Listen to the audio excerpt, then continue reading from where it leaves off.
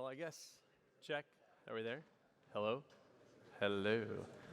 I'm now, Mark used to be my youth pastor, years old, I guess, so that's always fun. I guess it's a compliment in one way because it means you've been somewhere long enough to have left an impact in some shape or form, so, well, no. Thanks. Yeah, the real surreal thing, though, is when you start baptizing kids you confirmed. I think that's a real kind of a cool full circle.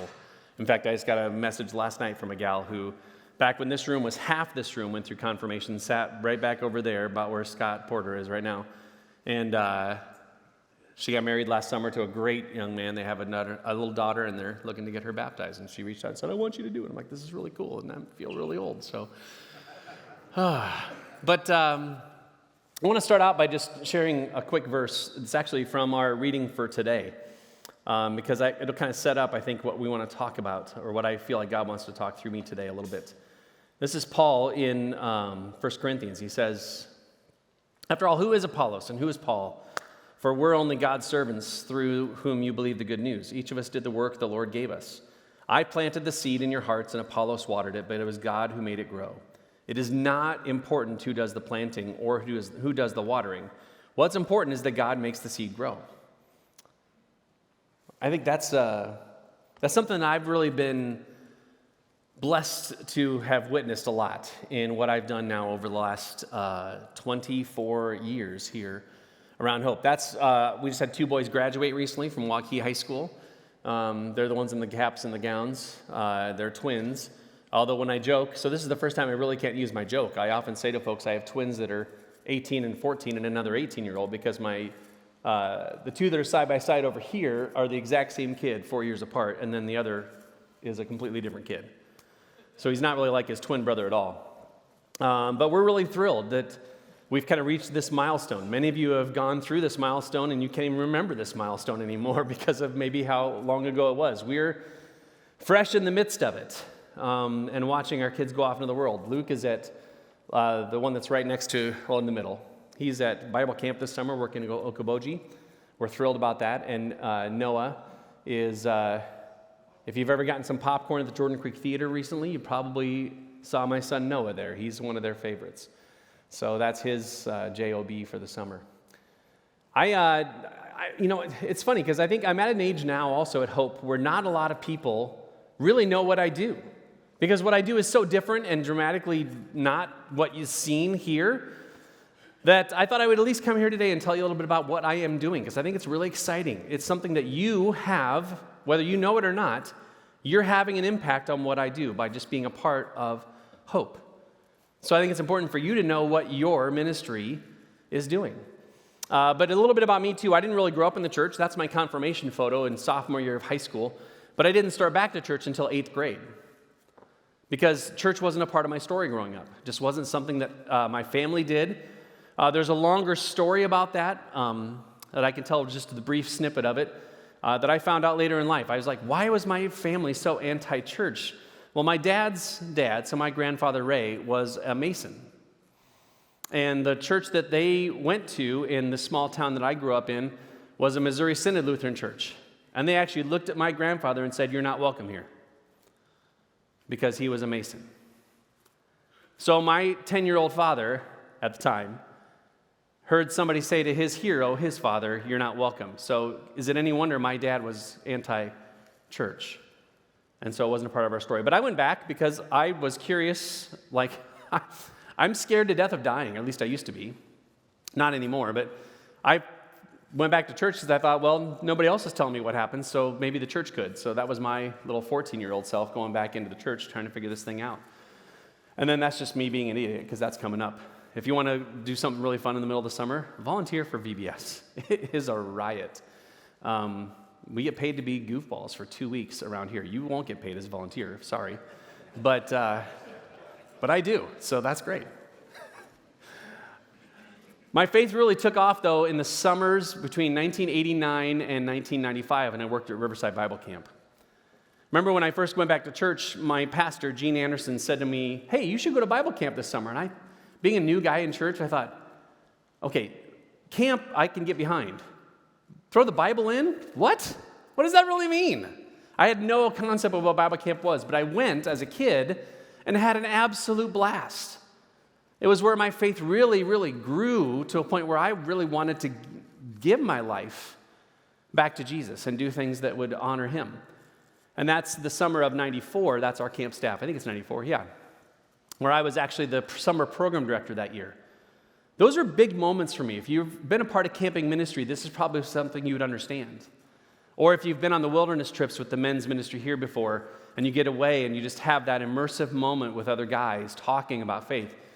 It's great when you can get into an oasis sort of a moment and really just explore those bigger questions. Because I think you can finally, maybe it's a day or two it takes, you can tune out all the things of this world that get in the way of really exploring, I think, who God is. So camp was a big thing for me. But I was in college at the time in music education, so choir directing, believe it or not. That's why my joke often is that I can only count to 4, maybe 6 on a slow day. And I really wanted to go out and set the world on fire in public schools, teaching kids how to sing. But I had a mentor walk me around Riverside one summer, and he said to me, Mark, you're going to be in church ministry. I said, no, I'm not. He's like, well, here, let me tell you how this works, because he was an older, almost retired pastor, so he'd been around the block. So one thing I've learned, you'll either do what God wants you to do willingly or kicking and screaming. Which do you want? I kind of kicked and screamed a little bit, actually, to be honest, because I didn't know what church ministry meant. I loved camp, because at camp you got kids for a week, then you sent them back home with their parents. Church ministry meant they weren't going away. And the irony of all ironies, my first job was in Forest City, Iowa, which is important for a later part of our story. And the Forest City, Iowa kids that came to Riverside Bible Camp in the summers were notoriously the worst kids. Imagine bad people you work with, then put those bad people on steroids. That's who I'm talking about. These kids were absolutely awful. They lit beds on fire. They would take that Brute spray, and they would spray the bed frame and then light that because the Brute would burn up, but the bed wouldn't, and they thought that was cool. These are 14, 15-year-old kids. I'm like, what is going on? One kid brought a knife to camp. I mean, this is the 90s, and this is what's happening. We had to send him home. He wasn't intending to do anything wrong with it. He just thought it'd be cool to bring, he had a butterfly knife, if you know what I'm talking about. I'm like, what part of your brain thought that would be okay? Well, guess where my first job was? Forest City, Iowa. And I walk in the very first Sunday, and this kid, his name is Jesse Olson. He actually still lives in Forest City. Great kid. He looks at me and goes, Mark, do you still hate us? I said, no, Jesse. Just don't do stupid stuff anymore. We'll be fine. So that was my first job in ministry. And then in 99, I ended up here at Hope. This is back when I had hair and earrings. If you're not, I still have both ears pierced. And if I try an earring, I'm still weird. I can get them in my ears. It's great. I just don't, there comes an age, some of you know this, where you're no longer that guy. If I put in earrings now, I hear the chuckles right now. That's just not who I am anymore. It used to be, but it's really not who I am anymore. But I remember coming here in the summer of 99 when we were still down the street. And one of the coolest things about Hope that drew me to being a part of this was the core value, lost people matter to God, and so they matter to us.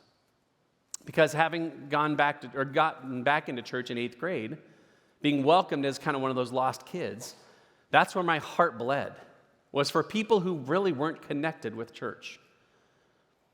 And so if I could be a part of a church that was one of their sole missions, I was all in. And then Mike even walked me over here, back when this was still just a field, and showed me the plans of what you see now. And I remember looking at this, being curious about this circular parking lot, concrete. I thought, why are you making a parking lot all the way around the building? And even before we'd broken ground here, Mike says, because that'll limit what we can build. And so eventually we'll have to think missionally. Whoa, that's pretty audacious. I can get behind that. Let's go. Because I think Andy has talked about this before, maybe you've heard this phrase before. There's kind of two kinds of people, and I mean, there's a lot of ways you can think about this, but this is just where we're going to go with today. There's kind of pioneers and settlers. I feel like Hope is a very pioneering sort of church. Now, neither are wrong. Don't get me wrong. Both are very much needed in a variety of different ways in work cultures, in family cultures, whatever. Pioneers are people who are always looking at the horizon. They're always looking for what is next. They're not content to be settled into whatever thing is going on at the time. Pioneers are ones that are the entrepreneurs. They're the ones that are constantly ideation sort of people. The ones that are looking for the new idea to bring into fruition. Now, pioneers can sometimes be a little bit new idea focused to the point where no idea comes to fruition. But pioneers are people that are constantly looking over. Settlers are the folks that really get the work done. They're the ones that settle in, that find their sweet spot, that really make the ministry happen. We have a lot of amazing settlers in this building that make so many cool things happen. And we have a lot of pioneers that are really on the edge looking for new things. One of the things I absolutely love about Hope that I think is still true now, almost 30 years into our life as a church, that I think is really paralyzing the larger church, not Hope, but just the larger church, the American church, is this phrase.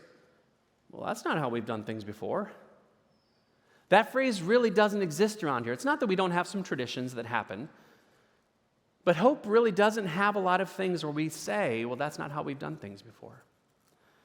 Now, for myself, I kind of consider, I've been at a church now for 24 years, which is really amazing. So I'm one of those weird settlers that still likes to pioneer. I think it's kind of how I would think of myself. I'm a little bit of a combo of both. I love the fact that I get to hang out here. But in truth, what I do has nothing necessarily to do with inside of these 74 walls. It has everything to do with what's out now in the world. And this is an interesting transition for me. I started here in 99 in student ministry. I was youth director, essentially, is basically like what Pastor Nick does now, and Justin Stofa, and we have some great people in student ministry now. I was Hope's third youth staff, I think, if I'm remembering correctly, but one of the first full-time. And here's my thing about ministry that I always prayed, especially as my time here at Hope grew. A lot of youth pastors don't last more than 18 months because of burnout, because it's a hard job. Dealing with parents, the kids are tough enough, but dealing with parents sometimes can be a real struggle in ministry. But I was in 12, 13 years, plus my 3 years in Forest City. We're talking almost 20 years in student ministry when it was all said and done. And this was my prayer, because I started to get to a point in my late 30s where I knew something was going to change. I had to start thinking about what my next chapter looked like. Because my prayer to God when I was thinking about transitioning into something else was, and this is word for word what I would say, Dear God, please don't let me be the guy that stayed too long at the party. Which was my way of saying, I didn't want to have to be told, Mark, you're really no longer effective at this. I wanted to leave on my own terms. And I believe when I started to transition at 40 years old, it was the right time. Because another interesting thing happened then. The pioneer in me started to perk up again. We were streaming our church services online to the world, but nobody was really paying attention to it. We hired somebody to do some online ministry, probably too soon for the emergence of that type of ministry. And so here we were trying to understand what we were doing online, and I was really fascinated once again. Lost people matter to God, so they matter to us. So I wanted to get to know who these people were. We were planting seeds out there. God was watering it, but nobody was watching it grow. And so I wanted to get to know who these people were. And so I slow transitioned from student ministry into online ministry. Basically just to find out who our folks were that were watching. And this is a picture of Pastor Amanda and I hosting during one of the services. I believe this is in 2020 during COVID when we were still kind of doing the online only. And this all came about because, believe it or not, the very first time we did live hosting, how many of you have seen Hope Online before with our hosts? Okay. So here's how that all started. This is kind of a fun, quirky little story. I was watching the Oscars, of all things, which was a terrible thing. I hate watching the Oscars. If you're an Oscars person, God love you. But I was watching that night because my wife was watching. And there was a time where they were going to commercial break, and they cut away to somebody. When we come back, so-and-so is going to get up and talk about such and such. And I thought, well, that's interesting. I mean, they have somebody hosting the Oscars, and then they have this other person that's only job is to directly connect with the people that are watching. Like, that's fascinating. So I came into work the next day, and I thought, can we put me on camera when we broadcast? And I remember our IT guys going, I think so. I go, what would it take? Well, I think we just have to get a web camera. And now, I don't know all the things that went beyond web camera. That's all I knew. And so we put a web camera up in one of the booths up above the worship center. And we chose Ash Wednesday, noon service, because if this fell flat on its face, at least that service wasn't catastrophically bad to fall flat on its face. It was a low-risk opportunity for me to try this out. And so I sat in a chair, and there wasn't even a light. We're not talking like a teleprompter or anything. It was literally just, the little web camera like you have on top of your computer, if some of you have that. That's what I was using. They said, okay, Mark, we're live. And I just said, hey, welcome to Hope. We are so glad you're here. My name is Mark Brandt, and we believe it's no accident. Something to that effect. And immediately I got 3 emails from people saying, whoa, we're here. One of whom was Joan Hanlon, who's one of our longtime Hope Online members. She's from Colorado Springs, Iowa. Or Colorado Springs, Colorado. Colorado Springs, Iowa. That's stupid. It's early. I haven't had enough coffee yet. She's a forensic genealogist, which is fascinating. She's actually solved or helped solve some cold cases in Colorado through forensic genealogy. She is fascinating. But she has relatives that actually are a member of Hope, and they told her, Joni, you should watch online, because they live remotely, she and her husband, and they didn't really have a church they could go to, and so they started worshiping with us online. And I got to know Joni and several other folks that call Hope Online their church home. And that was just fascinating to me to find these people out there. Because believe it or not, online is very authentic. There was a lot of pushback early in the online movement that, well, online relationships can't be authentic, but I truly believe they can be. This is a picture of my son and I's small group during COVID for Power Life. It was a way for us to stay connected to the boys when we weren't coming here in person. But I bet a lot of you have been in Zoom meetings. I bet some of you probably even have coworkers that don't even live in Iowa. But I bet if I really bore down on it, you'd call some of them your friends. And maybe you're only in the same room together once a year, if that. I have some guys that do what I do around the country that I've never been in the same room with, but if I needed something today, I could reach out to them and they would reach right back. These are my friends that I've gotten to know through online relationships. Is online better than or equal to in person? No. Nobody that does what I do will tell you that, honestly. In person is always going to be it's better to be here with you this morning talking to you than it would be if I were on the screen talking at you.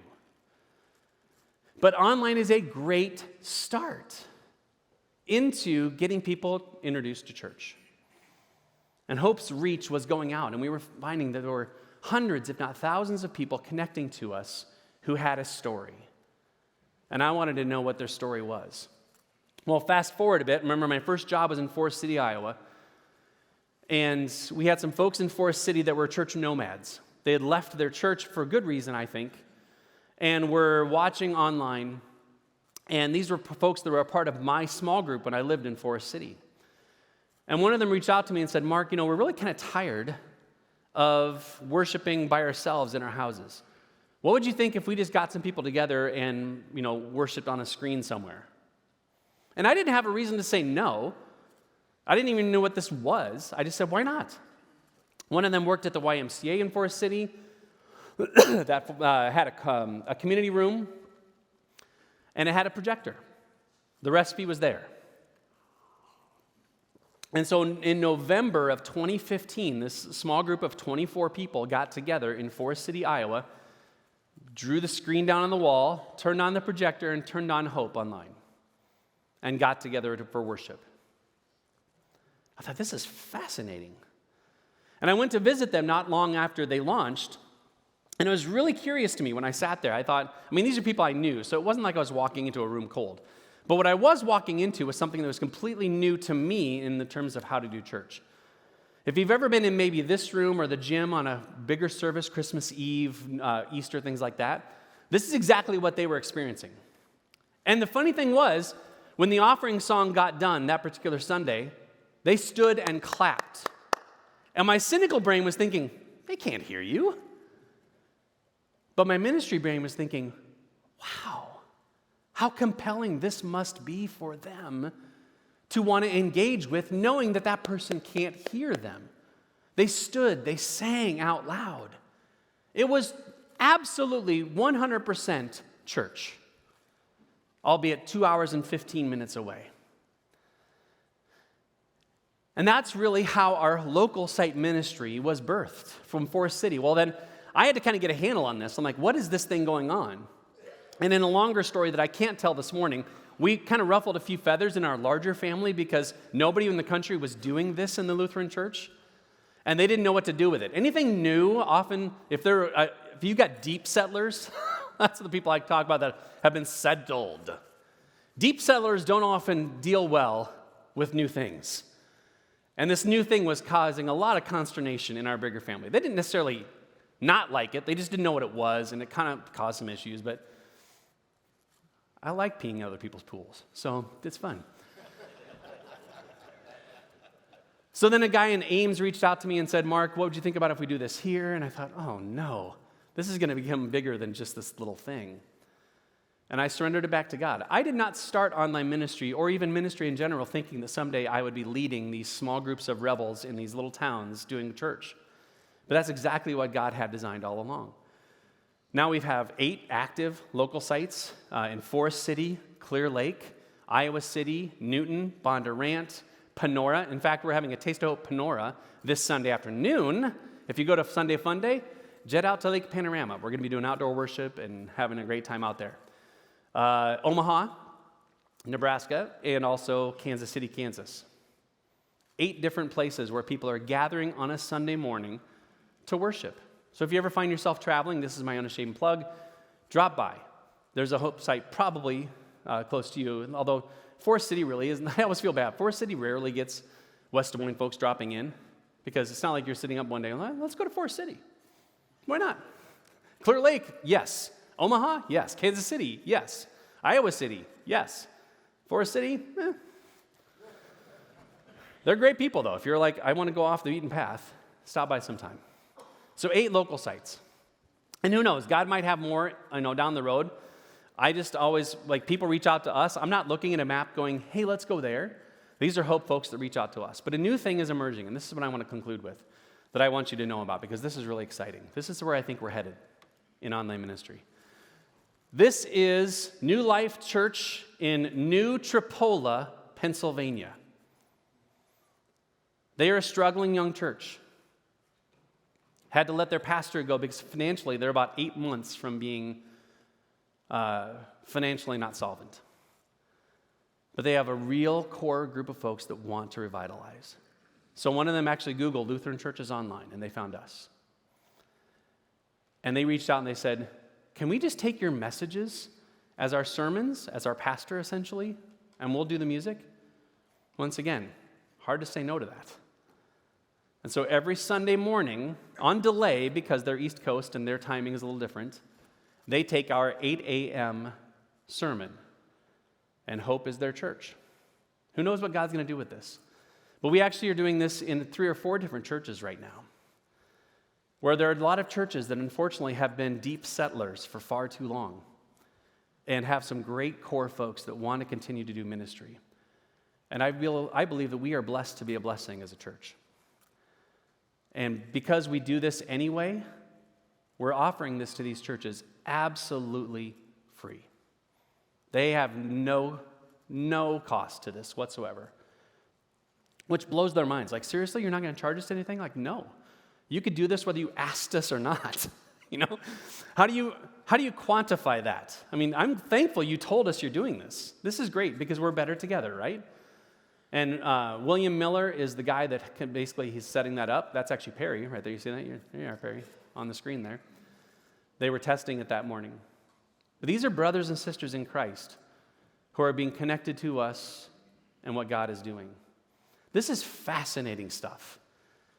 I mean, if you want to be on the cutting edge of what church is doing, this is it. This idea that we can be church together and not actually physically reside in the same place is so fun. So be praying for them and all the other different folks that God is stirring up to do crazy ministry. Now, is this sustainable? I don't know. I mean, at some point, I feel like there needs to be somebody there to care for the body of believers in New Tripoli, Pennsylvania. And it's not like Hope has a bunch of people sitting around in our offices going, I got nothing to do today. I can go to Pennsylvania. So God's got to do some work yet in this. Like I said, we're still pioneering this. We're not settled into it. So I have no idea what God's future is for this kind of ministry.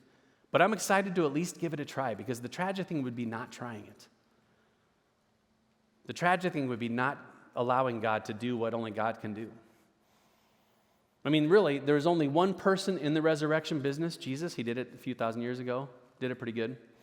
I'm not saying the Hope is now in the resurrection business for churches, but if we can come alongside churches and help them become better versions of themselves and maybe release them back to be able to hire somebody to take over again, 147%, let's do it. Because why not? What have we got to lose? But we got a kingdom to gain. So there you go. That's what I'm up to these days. I sit in my office a lot, and I look at the wall of my maps. I have maps on my wall, one of the United States, one of Iowa, and one of the world, because I just don't know where we're going to be next. Chris said we're overseas. We've got a group in Liberia that still gathers together on Sunday mornings over there. That's fascinating to me, too. I went and visited them last September. Hope to get back there for a VBS maybe next summer. There's a lot of really cool things happening. So if you're ever curious, want to hear more, come and bother me in my office. I'd love to sit down and talk with you more. But thank you, gentlemen, for allowing me some time here. I'm going to fast forward. I don't have time to really. I'm pressing on. That's one of my favorite verses. That's why I do what I do, too. But here's a couple questions for you while you go off, because I want you to think about this.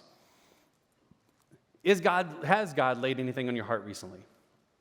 And don't think, this is where I think the opposite of Timothy comes in. Paul says to Timothy at one point, don't let anyone look at you funny because you're young, but set an example for the believers. I would say the exact opposite can also be true. Don't let anybody tell you just because you aren't young anymore that God can't give you a new thing. So I want you to just think about this a little bit. It doesn't have to be a big thing. You don't have to start ministries in New Tripoli, Pennsylvania. But what could God be laying on your heart to do in the ministry that you lead in the workplace where you find yourself, or in your families, or things like that? Because you might be surprised what God will say. Remember, you'll go willingly or kicking and screaming. I would choose the first way, to be honest with you. Amen? Have a good rest of the morning.